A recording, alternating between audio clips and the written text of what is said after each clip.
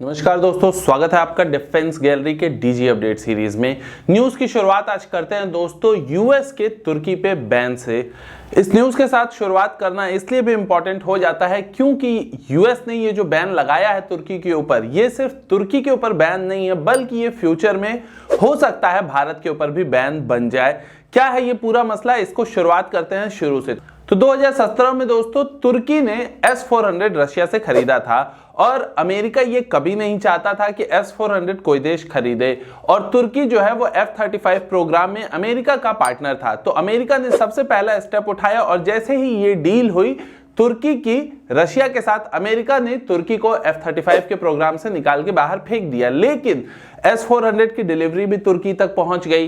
तुर्की ने उसे टेस्ट भी कुछ बार कर लिया, तब तक कुछ नहीं हुआ था। लगभग अभी यानी कि टोटल आप देखते हैं 3 साल बाद डील होने के आज ये अनाउंसमेंट आई है कि अमेरिका ने अपने एक एक्ट है उनका काटसा, जिसका फुल फॉर्म है countering America's adversaries through sanctions act. ये एक्ट बेसिकली अमेरिका ने लगा दिया तुर्की के ऊपर और इसके थ्रू कई सारी सर्विसेज को बैन कर दिया गया है तुर्की के ऊपर। और अब ऐसा कहना है, जब अमेरिका से पूछा गया कि भाई लिया तो बहुत पहले था, S-400 की टेस्टिंग भी तुर्की ने काफी दिनों से की हुई है, तो जो सैंक्शंस हैं वो अब क्यों लगाए गए हैं। तो अमेरिका का ऐसा रिप्लाई था क्योंकि हम अभी तक ये इवेलुएट कर रहे थे, क्योंकि तुर्की नाटो का मेंबर भी था, तो हम ये इवेलुएट कर रहे थे कि हम किस तरीके से सैंक्शंस लगाएंगे और उसमें क्या क्या चीजें बंद करनी होंगी इन सैंक्शंस के तहत। तो इसलिए हमें थोड़ा टाइम लगा, लेकिन फाइनली हमें सैंक्शन लगाना था जो कि हमने लगा दिया। साथ ही साथ अमेरिका का यह भी कहना है कि जो भी दुनिया के देश रूस से चीजें खरीद रहे हैं, ऐसी चीजें जो कि सैंक्शंस लगवा सकती हैं अमेरिका से, उन्हें फ्यूचर में सावधान रहना चाहिए। हालांकि ये सिग्नल पूरा का पूरा इंडिया के ऊपर भी जाता है, क्योंकि 2017 में तुर्की ने डील किया और 2018 में इंडिया ने डील किया। हालांकि जब इंडिया ने डील किया था उस समय भी अमेरिका से ऐसी बहुत सारी बातें आ रही थी कि अमेरिका अगर भारत ने S-400 खरीदा तो सैंक्शंस भारत पे लगा देगा, लेकिन हुआ उसका उल्टा। सैंक्शंस लगाने की बजाय भारत और अमेरिका के जो रिश्ते हैं वो काफी ज्यादा अच्छे होते गए डिफेंस के फील्ड में, और बहुत सारे लॉजिस्टिकल पैक्ट जैसे बेका और भी बहुत सारे लॉजिस्टिकल पैक्ट जो है वो भारत और अमेरिका ने मिलकर साइन कर लिए। कई सारी अच्छी अच्छी डिफेंस डील हुई जिसके लिए अमेरिका को अपने यहाँ कई सारे प्रस्ताव पारित करवाने पड़े। लेकिन यहाँ पे देखने वाली बात ये आ जाती है कि जो अमेरिका में सरकार थी वो अभी तक ट्रंप के एडमिनिस्ट्रेशन की थी। अब वहां पे जो एडमिनिस्ट्रेशन है वो जो बाइडेन का होने वाला है, और जो बाइडेन रूस को अपना बड़ा दुश्मन समझते हैं जबकि ट्रंप चाइना को अपना बड़ा दुश्मन समझते थे। तो क्या रूस की जो दुश्मनी है उसमें भारत भी पिसेगा, ये तो भविष्य में जो बाइडेन के आने के बाद ही पता चलेगा। फिलहाल के लिए इन सैंक्शंस के तहत अमेरिका ने क्या किया है तुर्की के ऊपर, यह भी आपको बताना जरूरी है। तो तुर्की की जो एजेंसी है जो कि इस तरीके के डील करती है, दूसरे देशों से खरीदारी करती है डिफेंस की, उसका नाम है SSB।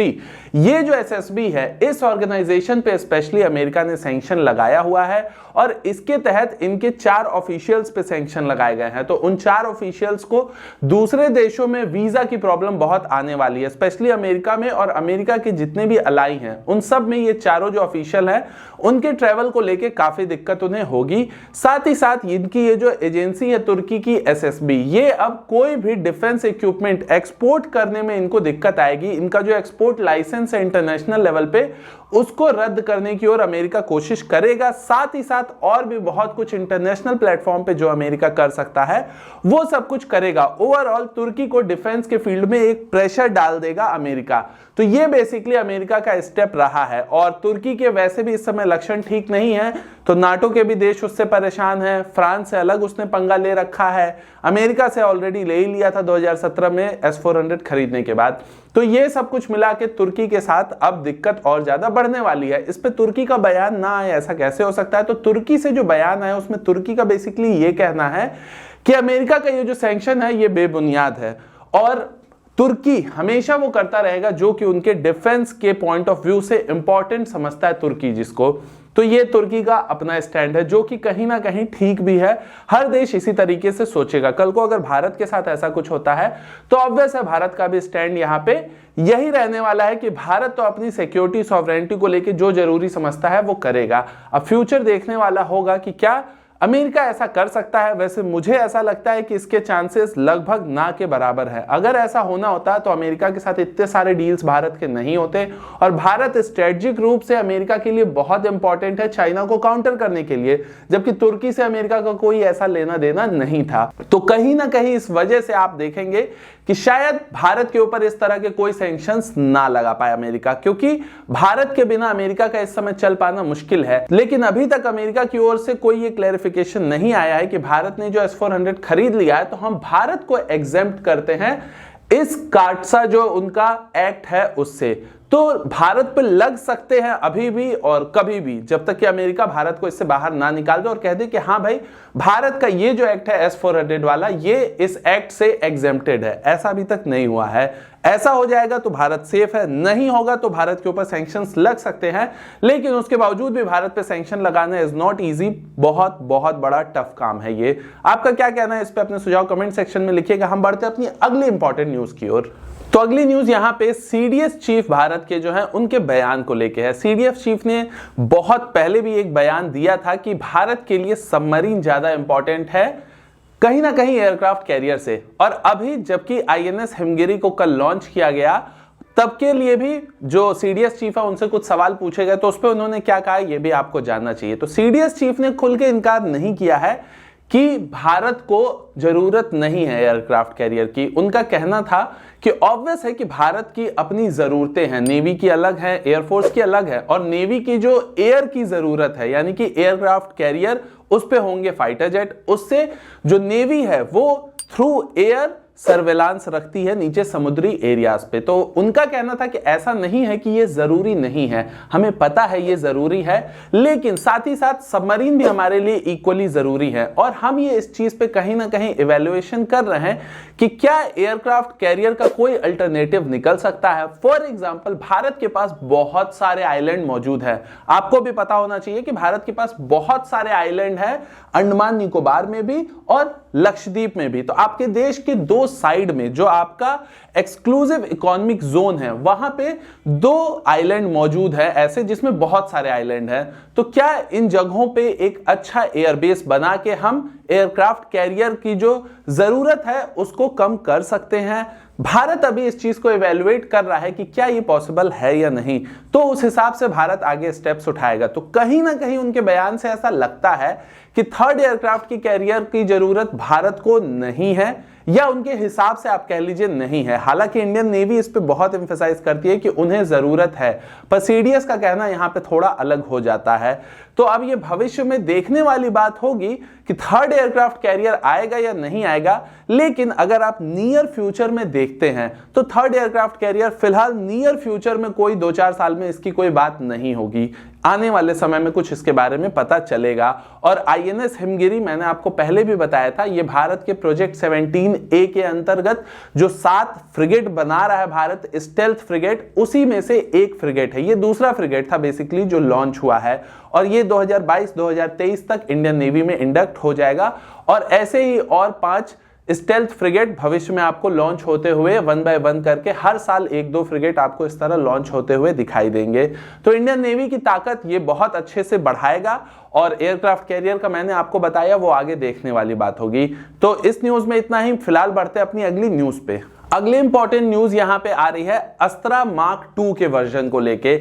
ऐसी खबर अब निकल के आ रही है कि भारत के 4 सुखोई MKI को अपग्रेड कर दिया गया है, जो कि अस्त्रा मार्क 2 को टेस्ट करने वाले हैं। सुखोई ही वो फाइटर जेट थे जिन्होंने पहली बार अस्त्रा के mark 1 air to air missile जो है हमारा, उसके पहले वर्जन को टेस्ट किया था। तो यहां पे अब जो अस्त्रा का दूसरा वर्जन आ रहा है, इसे भी सुखोई MKI के थ्रू टेस्ट किया जाएगा। और यही जो सुखोई 30 MKI है, इसी के थ्रू 4 सुखोई को अपग्रेड कर दिया गया है।